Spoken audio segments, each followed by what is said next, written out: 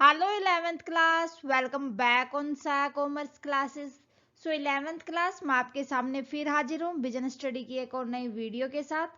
Business study में हम discuss कर रहे थे chapter number 2 form of business organization and last class के अंदर हमने स्टार्ट किया था पार्टनरशिप।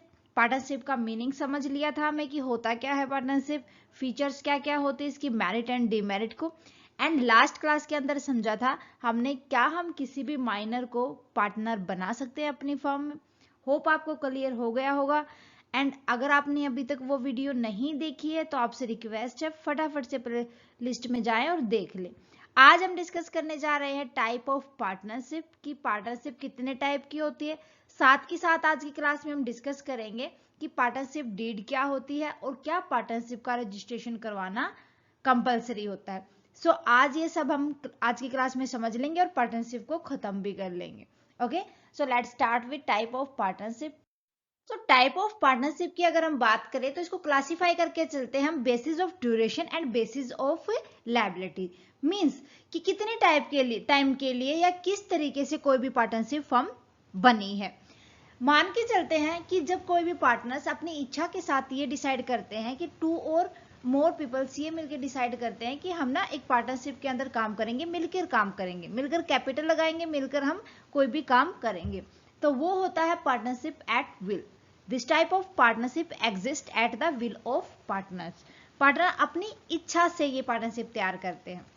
फिर देन सेकेंड नंबर पे आती है बेसिस ऑफ ड्यूरेशन के अंदर पर्टिकुलर पार्टनरशिप। भाई कोई भी फर्म है तो फर्म के अंदर मान लो कोई भी एक बिल्डिंग वगैरह बनानी, कंस्ट्रक्ट करनी है, तो उस टाइम पर कि जो कंस्ट्रक्टर होंगे उनके साथ पार्टनरशिप करके चलते हैं जो फर्म के मेन हेड होते हैं कि हम ना आपके साथ कैपिटल वगैरह लगाएंगे, इतना टाइम लेंगे। तो अगर वो कोई भी मिलकर अगर कोई बिल्डिंग तैयार करते हैं वो तो क्या कहलाएंगे, वो पार्टिकुलर पार्टनरशिप। तो ये अकम्प्लिश की जाती है partnership for a project, like project work मान के चलेंगे। कोई भी प्रोजेक्ट होगा किसी भी कंपनी के अंदर तो उसको पूरा करने के लिए जो 2 और मोर एम्प्लॉय मिलकर अगर उस प्रोजेक्ट को पूरा करते हैं तो पर्टिकुलर पार्टनरशिप कहलाती है। तो ये भी क्या होगी, ड्यूरेशन के लिए होगी। मीन्स जब तक वो प्रोजेक्ट कंप्लीट नहीं हो जाता जब तक ही वो एम्प्लॉयज पार्टनरशिप में काम करेंगे, उसके बाद नहीं।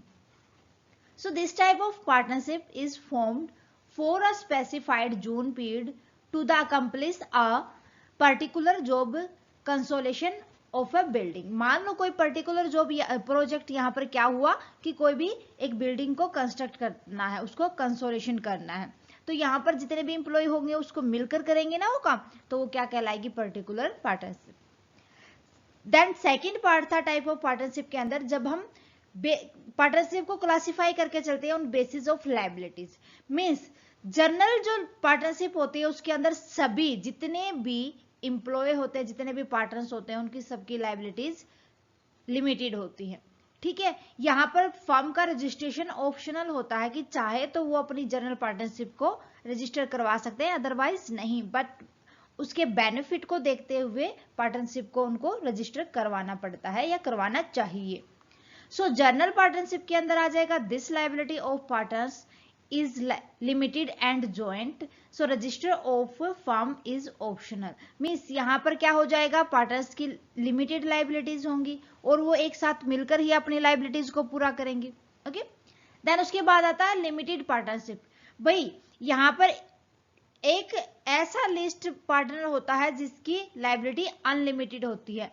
मान लो कि कोई भी पार्टनरशिप फर्म है, उन्होंने डीड के अंदर ये कह रखा है कि हमारी पार्टनरशिप फर्म को कि शाम जो उनका पार्टनर है वही उसको हैंडल करेगा, जितनी भी एक्टिविटी होंगी मैनेजमेंट वही करके चलेगा, फाइनेंस को वही देखेगा, हम तो क्या करेंगे, पैसा लगा देंगे। तो इस केस में क्या होता है कि कम से कम एक पार्टनर तो ऐसा होना चाहिए एक पार्टनरशिप फर्म के अंदर जिसकी लायबिलिटी अनलिमिटेड हो। हाँ, अदर की लायबिलिटी लिमिटेड रह सकती है, तो उसको बोलते हैं limited partnership. This the liability of at least one partner is unlimited whereas the other partners may have limited। so एक पार्टनर की तो लायबिलिटी अनलिमिटेड होनी चाहिए, बाकी की लिमिटेड रह सकती है, तो उसको बोलते हैं लिमिटेड पार्टनरशिप। क्लियर है टाइप ऑफ पार्टनरशिप। ओके, सो ये थे टाइप ऑफ पार्टनरशिप। अब बात करते हैं पार्टनरशिप डीड। भाई जब कोई भी पार्टनरशिप को लेके एक एग्रीमेंट तैयार किया जाता है उसको कहा जाता है पार्टनरशिप डीड, जिसके अंदर उस पार्टनरशिप की जितनी भी टर्म्स होते हैं, जितनी भी कंडीशन होती हैं, वो राइट डाउन होती है.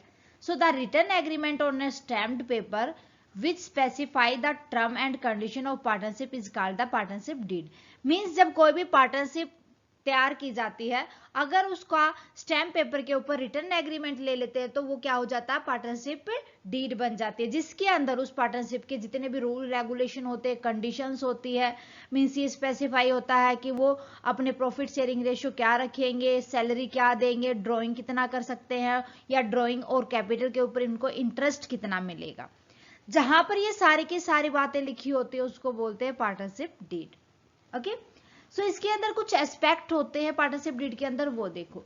पार्टनरशिप डीड के अंदर नेम ऑफ द फर्म लिखा होता है कि फर्म का नाम क्या होगा, location and address of firm, कि जो हमारी फर्म हमने तैयार की है, मीन्स जो पार्टनरशिप की, वो कहाँ पर लोकेटेड है, उसका एड्रेस क्या है, ड्यूरेशन ऑफ बिजनेस, कितने टाइम के लिए हमने पार्टनरशिप फर्म को तैयार किया है, investment made by each partner, हर एक पार्टनर ने कितना इन्वेस्ट किया है, term relating to salary, partners को सैलरी कितनी दी जाएंगे, वो कितना ड्रॉइंग मीन्स पर्सनल यूज के लिए कितना वो पैसा निकाल सकता है, उसके बाद जितनी भी उसने कैपिटल लगाई है उसके ऊपर इंटरेस्ट कितना मिलेगा, उसको जितना ड्रॉइंग किया वो कितना फर्म को इंटरेस्ट पे करेगा.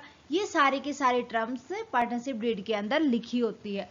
अगर पार्टनरशिप डीड तैयार नहीं होती तो उस केस में ना ही इंटरेस्ट ऑन कैपिटल दिया जाता है, और जो इंटरेस्ट ऑन ड्रॉइंग होता है वो 6% पे किया जाता है.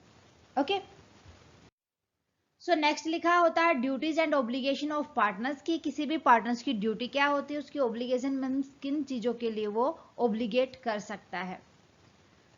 Term governing admission, retirement and exclusion of a partner, कि यहाँ पर कंडीशन होती है कि किस कंडीशन में किसी भी नए पार्टनर की एंट्री करेंगे, या किसी भी नए पार्टनर की एग्जिस्ट मीन्स उसकी रिटायरमेंट होगी किस टाइम पर, एक्सक्लूशन ऑफ पार्टनर किस कंडीशन पर किसी भी पार्टनर को हटा सकते हैं, preparation on accounts and their auditing, कि ये सारी की सारी जितनी भी टर्म्स होती हैं कि अकाउंट्स किस तरीके से तैयार किए जाएंगे पार्टनर्स के लिए, उनको ऑडिट कौन करेगा, ये सारी की सारी कंडीशन पार्टनरशिप डीड के अंदर राइट डाउन होती है. मेथड ऑफ सॉल्विंग डिस्प्यूट, अगर कोई भी पार्टनरशिप फर्म के अंदर डिस्प्यूट हो जाता है, झगड़ा हो जाता है, तो उसको किस तरीके से सुलटा जाएगा, उससे किस तरीके से निपटारा करेंगे. ओके, तो ये सारी की सारी चीजें पार्टनरशिप डीड के अंदर राइट डाउन होती हैं. अगर किसी भी फर्म ने पार्टनरशिप डीड तैयार नहीं की है तो उस कंडीशन में जो उनका प्रॉफिट शेयरिंग रेशियो होगा वो इक्वली होगा, कोई भी इंटरेस्ट ऑन कैपिटल वो पे नहीं करेंगे, एक स्पेसिफिक रेट के साथ वो इंटरेस्ट ऑन ड्रॉइंग देंगे. ठीक है, तो ये सारी की सारी कंडीशन उसके अंदर राइट डाउन होती है. और एक और कंडीशन होती है, यहाँ पर एस्पेक्ट होता है कि वो पार्टनरशिप डीड के अंदर ही राइट डाउन कर देते हैं कि क्या वो पार्टनरशिप फर्म एक सभी पार्टनर्स डिसाइड करके एक पार्टनर के द्वारा चलाई जाएगी, जिसके जितने भी डिसीजन होंगे वो एक पार्टनर लेगा, या सारे के सारे पार्टनर्स मिलकर उस फर्म को चलाएंगे. ठीक है, तो ये थे special aspect in a partnership deed. अब बात करते हैं रजिस्ट्रेशन ऑफ पार्टनरशिप. भाई जो रजिस्ट्रेशन ऑफ पार्टनरशिप होता है मीन्स पार्टनरशिप फर्म का रजिस्ट्रेशन करवाना वो कंपलसरी नहीं होता, ऑप्शनल होता है. लेकिन अगर हम किसी भी फर्म को रजिस्टर्ड करवा लेते हैं तो बेनिफिशियल होती है, क्योंकि जितनी भी नॉन रजिस्टर्ड फर्म होते हैं उसके अंदर अगर कोई भी डिस्प्यूट हो जाता है तो भी समझ नहीं आता कि कहाँ से उसको सोल्व करें. थर्ड पार्टी उसके अगेंस्ट कोई भी फाइल कर सकती है, कोई भी केस वगैरह होता है तो उस टाइम पर उस फर्म के लिए कोई भी सुनवाई नहीं होगी in according to the law. Okay, so register of a partnership registration is not compulsory, it is optional, but it is always beneficial to get the firm registered. The consequences of non-registration of a firm are as follows. Consequences क्या क्या होते हैं? A partner of an registered firm cannot file suit against the firm and partnership. Means जब कोई भी unregistered partnership firm होती है वो किसी भी फर्म या किसी भी पार्टनर्स के अगेंस्ट कोई भी केस फाइल नहीं कर सकती. और सेकंड, जब वो फर्म जो अनरजिस्टर्ड फर्म है ना ही वो किसी थर्ड पार्टी के अगेंस्ट केस फाइल कर सकती है और ना ही किसी एक पार्टनर्स के अगेंस्ट वो केस फाइल कर सकती है। तो इसीलिए कहा जाता है कि रजिस्ट्रेशन जरूरी होता है, हर एक पार्टनरशिप फर्म का रजिस्ट्रेशन करवाना चाहिए। वैसे ये कंपल्सरी नहीं होता, लेकिन अपने फायदे के लिए पार्टनरशिप को रजिस्टर करवाना जरूरी होता है। ओके, सो स्टूडेंट ये था हमारा पार्टनरशिप।